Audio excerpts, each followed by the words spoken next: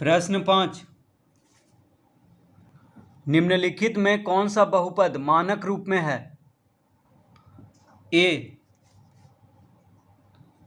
X का घात 5 plus x square minus root 3x plus 2x का घात 4।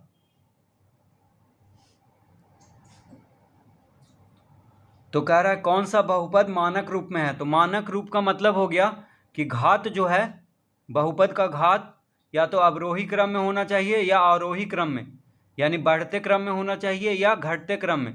तो देखिए x का घात 5 है, फिर x का घात 2 आ गया, फिर x का घात 1 आ गया, फिर x का घात 4।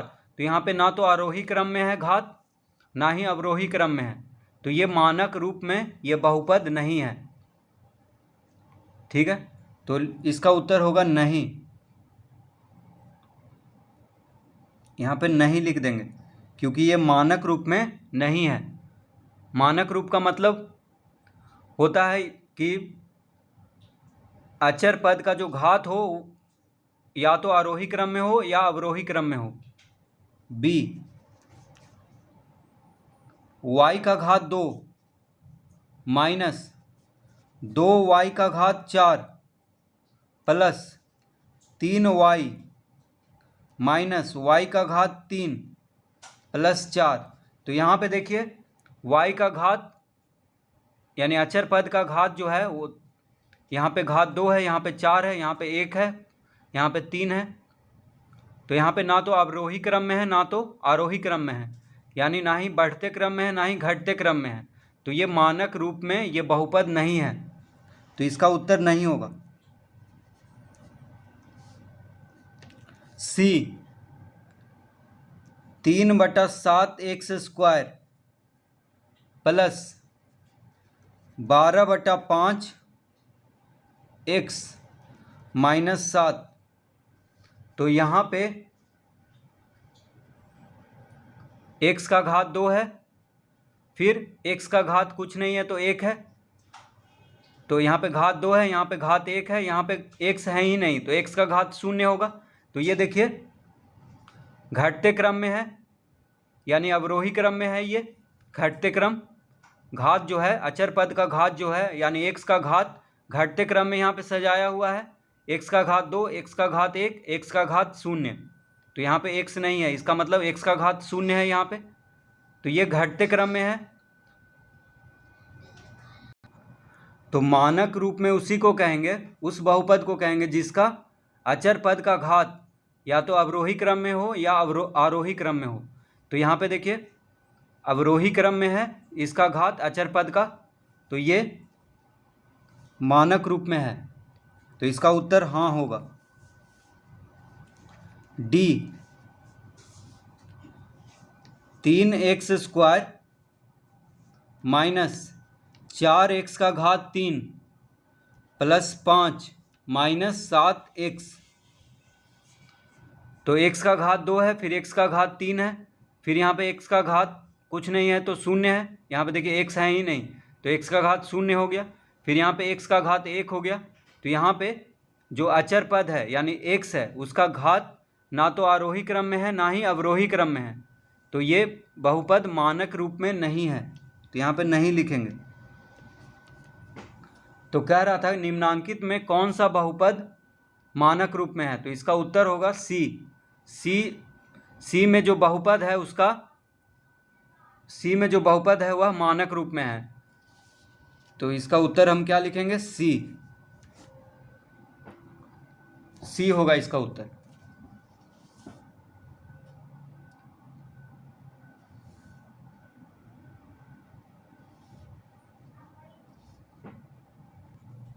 प्रश्न 6, निम्नांकित बहुपद मानक रूप में नहीं दिए गए हैं, उन्हें चर के घातों के अवरोही क्रम में लिखिए। प्रश्न 6 का ए z का घात 5 माइनस 5 प्लस 7 z का घात 2 प्लस 6 जेड का घात 3। तो यहाँ पे अचर पद क्या है? जेड है। तो जेड का घात 5 है, जेड का घात 2 है, जेड का घात 3 है। तो कह रहा है कि जो बहुपद है ये मानक रूप में नहीं दिया गया है, उन्हें चर के घातों के अवरोही क्रम में लिखिए। तो मानक रूप का मतलब हो गया कि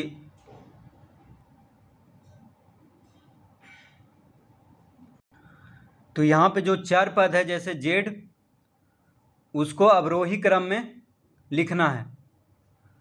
तो इसको हम लिख देंगे अवरोही क्रम मतलब घटते क्रम। तो सबसे ज़्यादा घात किसका है? सबसे ज़्यादा घात है, यहाँ पे देखिए घात 5 है, तो इसको सबसे पहले लिखेंगे। तो जेड का घात 5 सबसे पहले हो गया। फिर तो जेड का घात 5, उसके बाद इसको छोड़ करके सबसे ज़्यादा घात है 3, तो अब इसको लिख लेंगे प्लस 6 जेड का घात 3। उसके बाद लिखेंगे प्लस 7 जेड का घात 2 माइनस 5।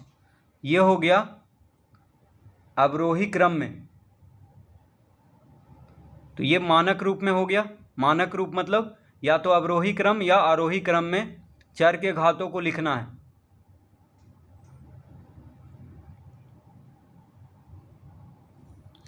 बी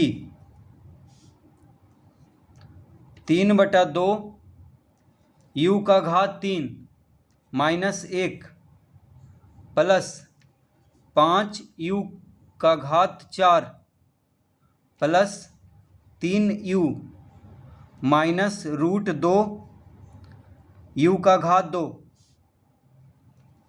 तो यहाँ पे जो चर पद है u, उसका घात 3 है, यहाँ पे 4 है, यहाँ पे 2 है। तो इसको अवरोही क्रम में लिखना है, यानी इसका मानक रूप में इसको करना है। तो सबसे ज़्यादा घात वाला को सबसे पहले लिखेंगे।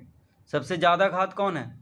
u का घात 3, u का घात 4, u का घात 2। 4 सबसे ज़्यादा घात है, तो 5 u का घात 4 को सबसे पहले लिखेंगे। 5 u का घात 4, फिर 3/2 u का घात 3, तो प्लस 3/2 u का घात 3।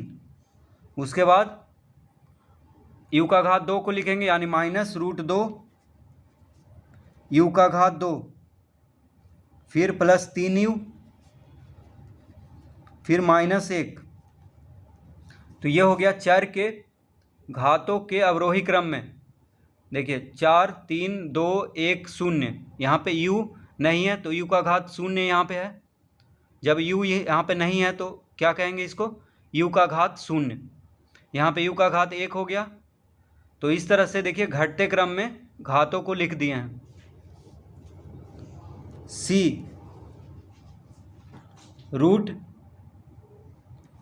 √3t minus √3t minus 7/2 t का घात 3 माइनस 8 t का घात 2 प्लस 5। तो यहाँ पे t यानी जो चर पद है उसका घातों को अवरोही क्रम में लिखना है। तो सबसे ज़्यादा घात है, यहाँ पे देखिए 3 है, यहाँ पे t का घात 1 है, यहाँ पे t का घात 2 है, यहाँ पे t का घात 0 है। तो सबसे ज़्यादा घात 3 है, तो इसको लिख लेंगे माइनस 7/2 t का घात 3, फिर माइनस 8 t का घात 2, फिर प्लस √3t प्लस 5। ये हो गया अवरोही क्रम में घात। देखिए अवरोही क्रम में ये हो गया, चर का जो घात है वो अवरोही क्रम में है।